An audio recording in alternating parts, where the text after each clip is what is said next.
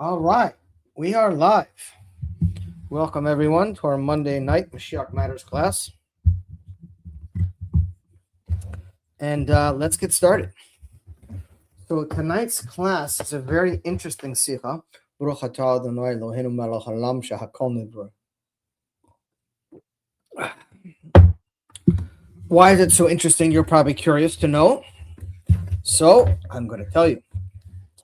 So tonight's is a very short class. It's a very short sikha, but it's unique in the fact that it is the most recent teachings, the most recent words we have from our Rebbe.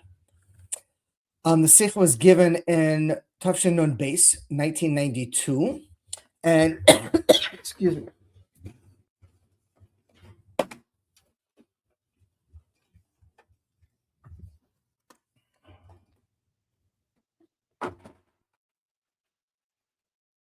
The Rebbe gave the sikha on Kaf Hey Adar Aleph, the 25th of Adar Aleph. 2 days later, he had a stroke on the 27th of Adar Aleph, and there he didn't speak anymore after that.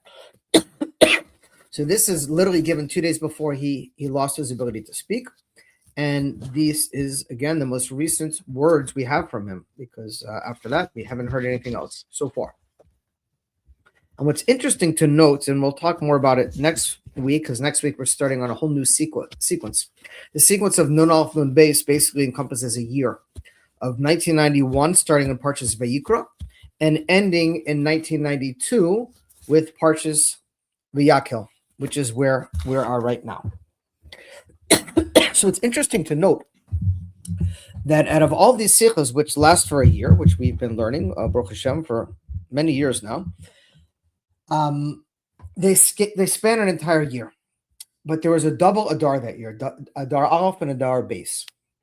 Adar Beis, we don't have any teachings from, because again, the Rebbe lost his ability to speak on Chav Zayin Adar Aleph. So the only time of the year, the only Hasidic festival, the only Jewish festival, the only time that these entire sikhas span that they don't cover is Purim. Because Purim, we know, is Yud Dalid of Adar Beis. We don't have that. So nothing is coincidence. Nothing is stam. Everything God does is exact. So the fact that the only part that is not covered in these sikhas, known as the Nun Aleph Nun Beis or Devar Malchus, is Purim. And what's the whole miracle of Purim? Is that God was concealed, right? Megillat Esther comes from the word Hester, concealment. So God is not visibly present during the time of Purim. He's there. He's moving things from behind the scenes. He's bringing blessings. And hello. He's bringing blessings, but from behind the scenes. That's why Esther is the same word of Hester, which means to be concealed. God is concealed and hidden during this period of time. And that's exactly the same period that the Rebbe did not give a sikha for the reasons we just discussed. And it's a prerequisite, a preface to what's going to happen next, which is, we know, the Rebbe has been concealed from our sight. And just like in the times of Purim, God is still maneuvering and moving the world. Same thing with Melech Mashiach. It's just we don't see. So everything here is precise. And let's hop right in. It's a short sikha again. But since we're speaking about the precise nature of the fact of the time that this sikha, these teachings were given, we can also speak about the content of the sikha and what the Rebbe chose to be the focal points of the most recent teachings he left us with. Obviously, this whole Nun Aleph Nun Beis that we've been learning now, and we're about to start again next year, as I just mentioned. I mean, next week for the upcoming new sequence starting with Nun Aleph. They're all unique, meaning that this entire year of teachings are the most recent teachings we have from the Rebbe. But specifically, this class and this sikha is the most precise, final, most recent teachings and battle plans from the Rebbe. So let's hop in. The Kvios Chava Vakama Shanim, Parshas Vayakhel B'Kudehem Mechuberot. In many years, Parshas Vayakhel and Pekudei are combined into one Torah portion. That is the same thing we have this year. We have Vayakhel and Pekudei combined together.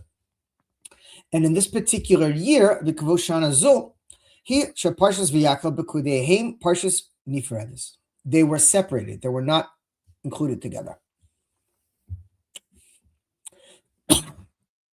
B'Yorhanin Ba'avodas Adam, and we can understand this in our divine service. Klalos Avodas Adam hi kama Chazal ani nivrati the shemesh eskoni. So the Rebbe says that the general work, the general idea, the general purpose of why we're in this world is I was created to serve my master, my creator. In other words, and we speak a lot about this, and this is the integral shift of consciousness or awareness of true purpose in life. When we're living for our own selves, we'll never, ever be satisfied. No matter how much we accumulate, no matter how much we get, no matter how much we have, no matter how great our relationships are, no matter what you fill in that blank. If you look at the world through a lens of I, or that it's all about what I want, what's good for me, whatever the fill in the blank there, you'll always be lacking, because that's not why we're here. We're here to serve God. God created us for a purpose, and he wants us to enjoy the ride, enjoy the process, enjoy the journey, and he blesses us along this journey with all the things that we need and even the things we want. But it's an important shift of where our intention is. The full and this includes all the matters in the world. The shemesh askonam, the entire world was created to serve God. God created us. He created the world, right? It's only fair that the creator defines the paradigm of creation.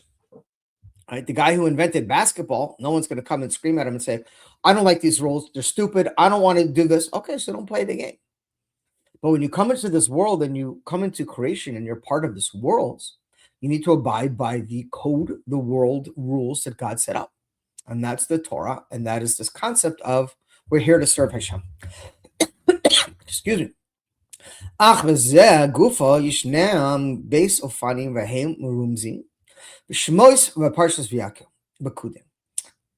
the Rebbe said, and then this general concept of serving God can be divided into two general paths. And they're elucidated in Parshas V'Yakel and Pekudei. First V'Yakel.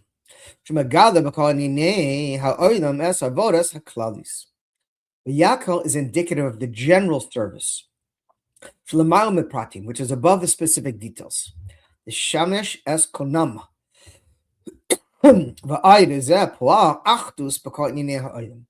this is emphasizing the achdus, the unity, the importance of us working together as a team towards the same common goal. How much more so is this applicable to the mitzvah of Ahavas Yisrael, that you should love your brother, your fellow, like yourself, and the unity of the Jewish people to be together. And then we have the second level, V'Yakel, then you have base, which is Pekudei. After we have the general service of we're part of a nation, we're part of a race of people, and we're all here for the same purpose. Then you move into what is my specific purpose. This is the specificity.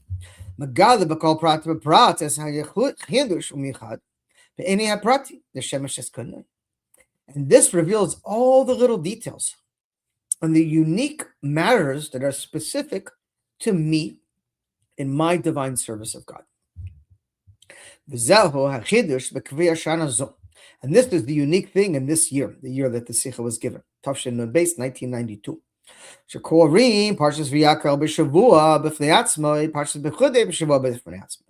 Where they were not read together, but they were read separately that year.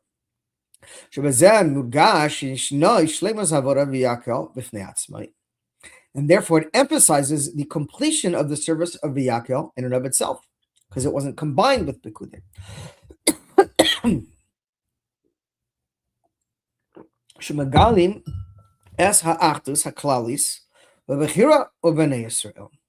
And this emphasizes and reveals the achdus, the oneness, the unity in general of the Yidden, of the Jewish people.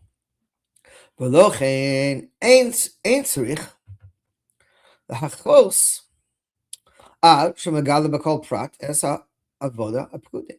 And therefore it was not necessary to combine this with Parshas Pekude, which brings out the details, because it's emphasizing this general unity. And again, everything is exact and precise. And the fact that the Rebbe had his stroke and lost his ability to speak after Parshas V'Yakel and didn't give a sicha on Parshas Pekude,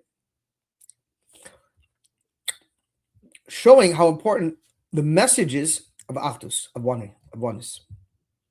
And there's a connection to this in Parshas Shekalim Shekorim Hayoim, which is Parsha Shekalim that was read on that day, the special Parsha of Shekalim. Should Yedua Hashayla B'Moshe Kosu Esrim Gera B'Shekel B'Chetzis HaShekel Trumas Hashem, and that you must donate an Esrim Gera, 20 Gera, which is a shekel, and you have to give half a shekel as a donation to Hashem. So why didn't it just say give 10 gera? In other words, the pasuk says 20 gera is in a shekel, and you have to give half a shekel, which is 10. So why didn't it just say each person has to give 10 gera? Madua magish hakasuv tzarich litain dafka mechetzi esrim gera. So therefore, it's emphasizing why it's necessary to give specifically half of 20 gera. That's the question. The explanation is the fact of giving half a shekel shows on the concept of Achdus of Yisrael, the unity of the Jewish people, and the importance of our being unified.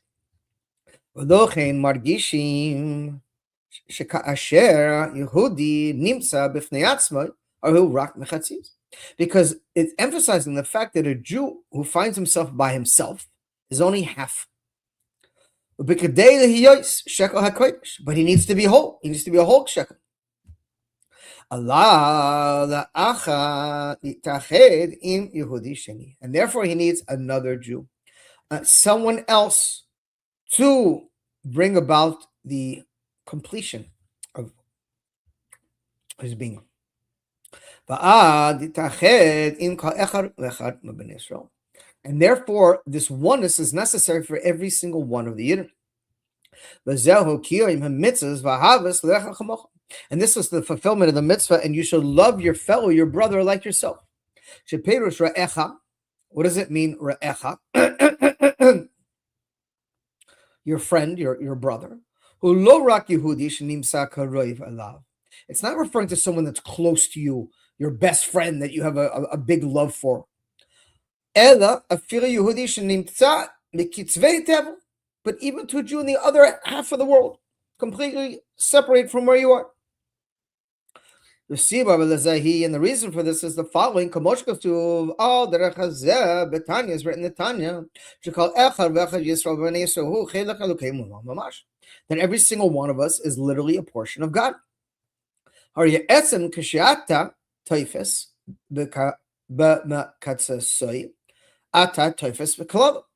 a general inyan that if you're grasping one aspect of something, then you have the whole thing. And therefore, every single one of us are one existence, because we have part of God inside each one of us.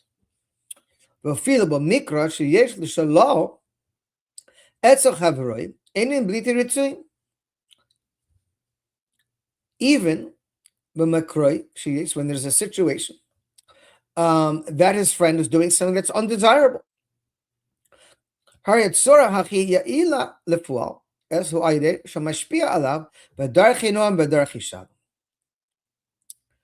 Rebbe's words are so precious.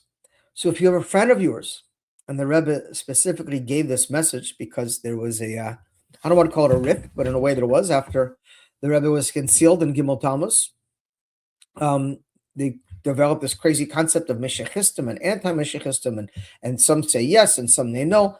And the Rebbe is telling us it's okay to disagree with one another. You don't have to agree, but cut your nails, put your weapons down, no hatred, no attacking. It has to be in a peaceful way, in a calm way. If you don't feel that your friend, your brother, someone close to you is acting in an appropriate way, you don't sit and scream, "What's the matter with you? How can you say that? Who do you think you're?" No. First of all, that doesn't do anything because no one's going to listen to that. You sit down and have a conversation. And this is, by the way, why there's so many problems in the world today, because people can't have conversations. What happened to sit down and say, okay, listen, I don't agree with your position, and here's why. No one wants to hear anything. They don't want to listen. All they want to do is talk, and they don't even know what they're talking about. They're just babbling.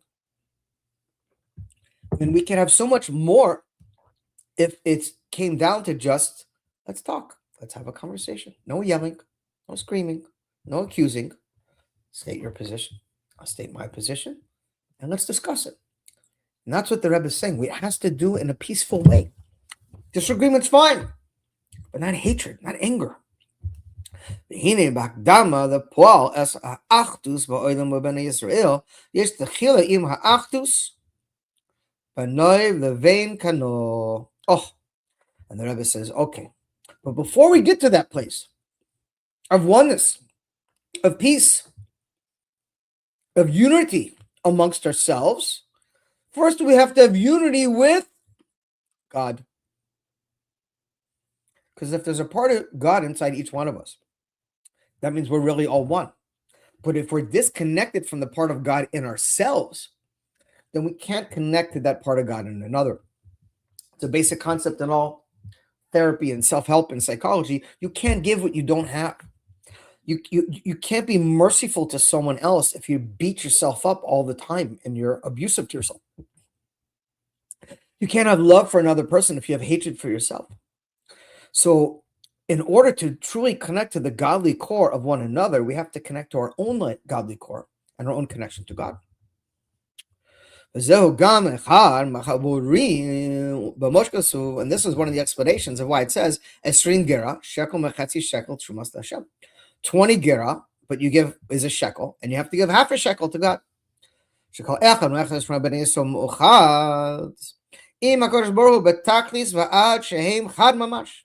Because every single one of us is united and unique and connected with God Himself in the ultimate unity of oneness. And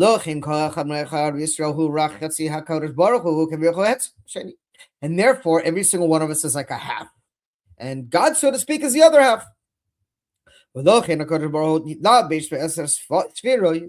therefore, God enclosed Himself in the 10 sphirot, the 10 divine emanations. And this is referring to the 10 gera. Each one of the Yidden also have 10 soul powers. And this is our half. This is our 10. But and we take our 10 and God's 10. And what do you got? 20. What is that? A full shekel. Shekel HaKodesh. The Biran Indian explained further, and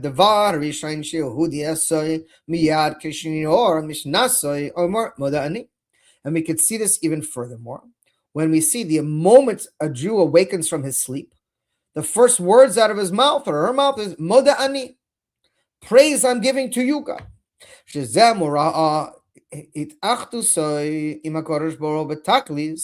this is showing his unity and total oneness with God in the ultimate oneness. And this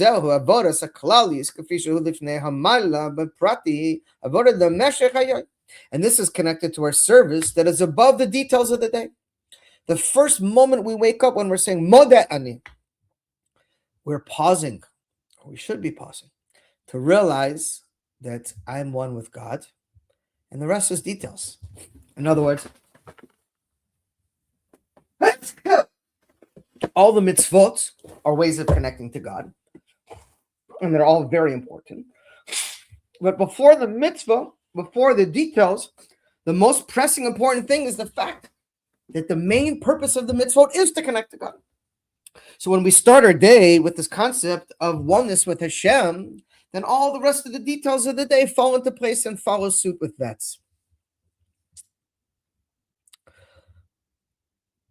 And this is the precise words of Modeh Ani Lefanecha. Praise I'm giving before you. We don't say ani modeh. We don't say I'm giving praise. We start with modeh. We start with the praise, meaning it's not about me. It's not about I. It's about Hashem and my purpose and my part in God's world that He so graciously bestowed upon me. And that's why we begin with modeh, praise, showing on hoda'ah, praise of God. Below im ani lefanach, we don't say ani first. Mekivan shezehu kol echad me'Yisrael b'nei Yisrael b'uchad b'tachlis.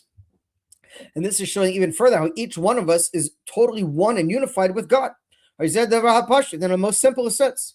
Yitzmo l'chargish zoit. And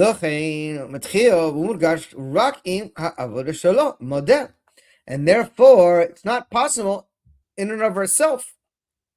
And therefore, it must begin and emphasize with the service of praise, because it's not about me.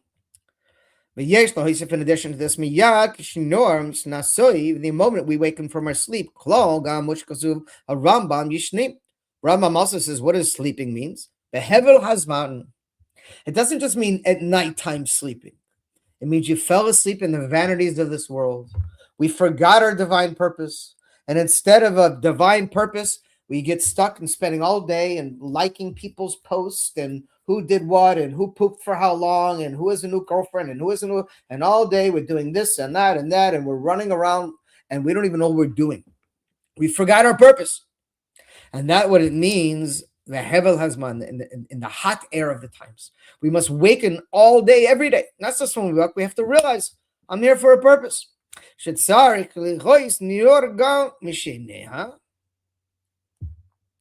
And also we see this from as soon as we awaken. We must awaken also from this slumber in the day-to-day mundanity of life.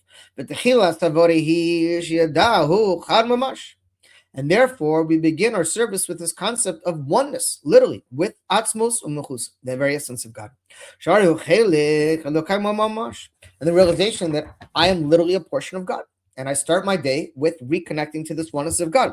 And all this is specifically emphasized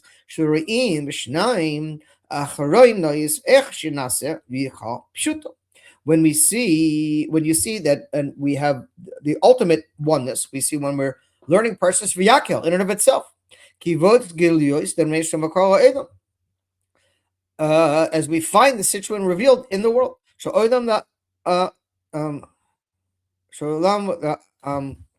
Actus Kedusha.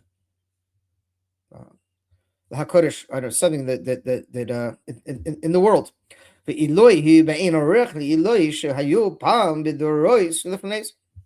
this is not compared at all to what we see in the elevation Pam in previous times.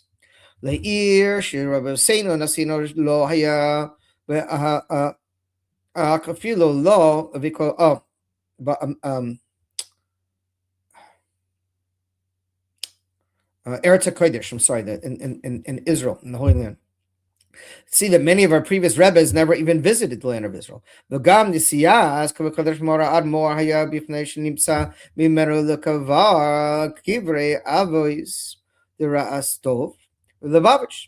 of them came from Russia. And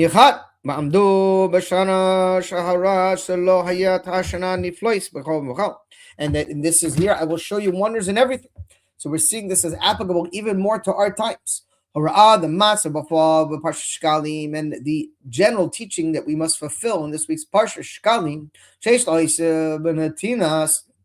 tzedakah, in addition of giving tzedakah, shahari, because with tzedakah yesh kama darkas. There's many ways of giving tzedakah. Be'eser, you give 1/10 of your money. Choimish, you give 1/5 of your money. Each one according to giving to his soul. The halit and we should decide this Shabbos.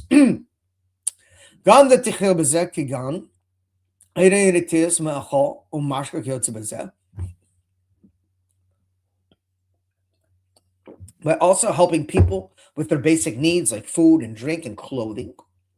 וגם באופן הנתינה ישנה הוראה בפרשת שקלים, and especially as we see in this week's parsha Shekalim, it's an opportune time to increase our tzedakah, our giving to others.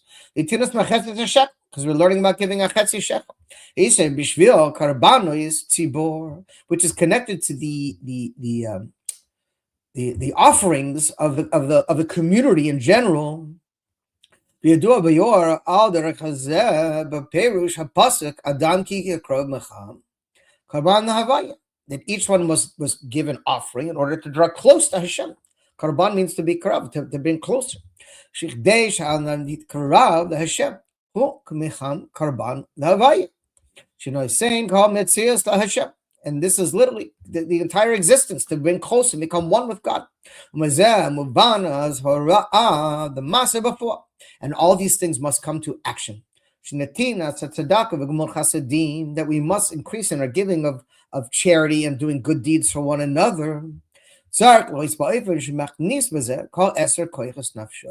And we must do so with all 10 soul powers. In other words, really mean it. Put your power into it. And it must happen in actuality. And the importance of these matters to actually do them. And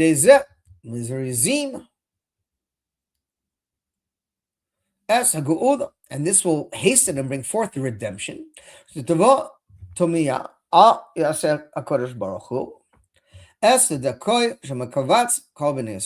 And by giving charity and helping those less fortunate, God will surely give charity and help all of us together, and bless all of us together as one nation, as one people.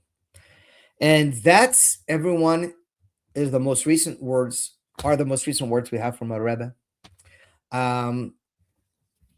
Amazing, short and powerful. And God willing, we will be starting next week with Parshas Vayikra. We will be restarting let me just make sure we're on track. Where are we at now?